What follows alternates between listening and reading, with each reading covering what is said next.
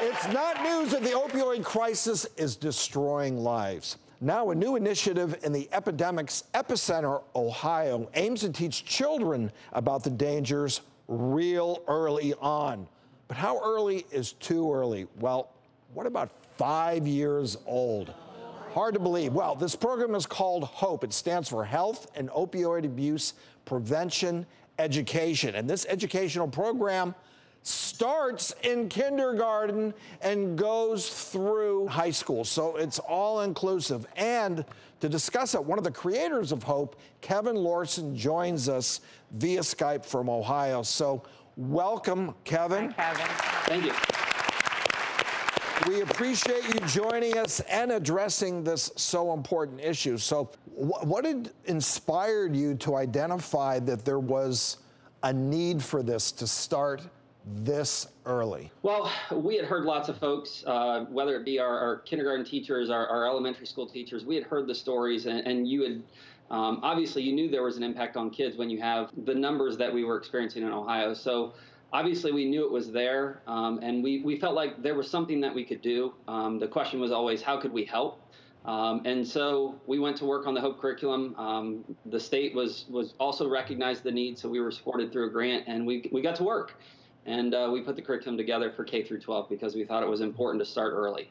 Yeah, my first reaction, I have a 3.5-year-old and an 8-year-old, and I have a hard time understanding how I would need to or should start that conversation so young. I just don't think they have the maturity to comprehend what I'm talking about, and it seems like it would be very confusing and scary. So how does that work? How did you come to that age? It just seems so young. It does, but it's kind of a misconception that we don't really actually talk about opioids or drugs in the HOPE curriculum early on.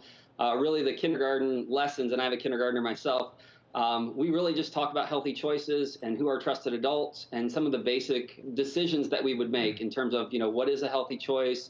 What should I do when I need help taking medicine? Well, I'm always going to take medicine from a trusted adult. It's kind of a misnomer to say that it's a drug education program. It's really focused on healthy choices, and so we help to reduce that stress or stigma that parents might feel about teaching this to kids that might be in kindergarten. And then I guess as the age groups advance, then you change the curriculum, so to speak, a little bit, identifying what opiates look like, what different pills look like, what paraphernalia looks like, et cetera. You're right. We really focus on the skills to make those healthy choices, and so those skills kind of stay the same from almost K through 12, but it's how you implement those. And like you said, our knowledge has to be a little bit more advanced the older that we get, because we're presented with some of those opportunities, I guess, to execute those healthy choices. And so you're spot on, but the skills are consistent. We want to make healthy choices and demonstrate decision-making skills.